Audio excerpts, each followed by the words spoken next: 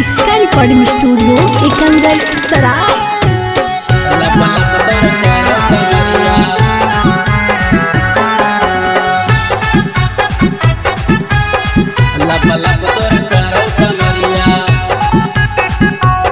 Presented by किसका film.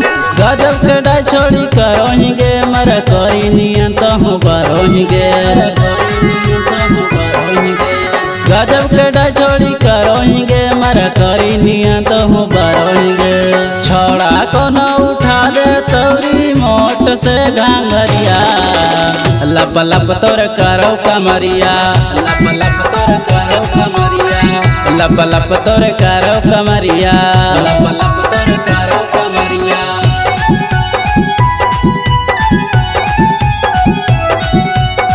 लब लब तोर करो कमरिया।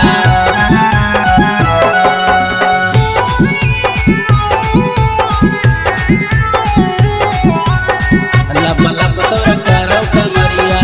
लब लब तोर करो कमरिया।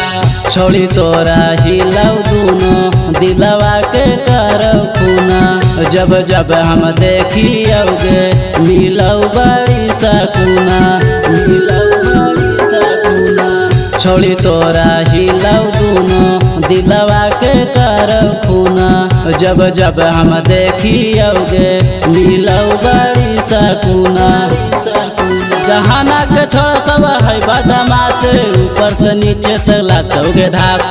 ऊपर से नीचे तक लगोगे धास। जहाना के छोड़ सब है बदमाश। ऊपर से नीचे तक लगोगे धास। हथवा बाड़ा के खाली धरोही ना मरिया। लप लप तोर करो कमरिया। लब लब तोर करो कमरिया। लब लब तोर करो कमरिया। लब लब तोर करो कमरिया।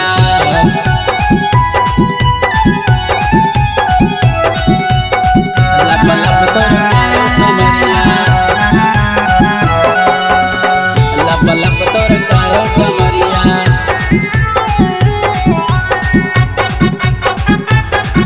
इसका रिकॉर्डिंग स्टूडियो एकंगर सराय। लहंगा से चुबौ पानी गर्मी लागा हौ की गे।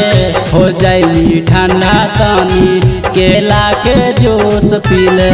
केला के जूस पीले। लहंगा से चुबौ पानी गर्मी लागा हौ की गे। हो जाई ठंडा तानी केला के जूस पीले। जूस पीले। अखिलेश पे दर्दी उठा ले तो कोरा। मार ले तो माजा बिछाई के बोरा। मार ले तो माजा बिछाई के बोरा। अखिलेश पे दर्दी उठा ले तो कोरा। मार ले तो माजा बिछाई के बोरा। बिछाई के बोरा। भरली जवानिया में लूटे देला हरिया। लब लब तोर करो कमरिया। लब लब तोर करो कमरिया। लब लब तोर करो कमरिया। लब लब तोर करो कमरिया। इसका रिकॉर्डिंग स्टूडियो एकंगर सराय।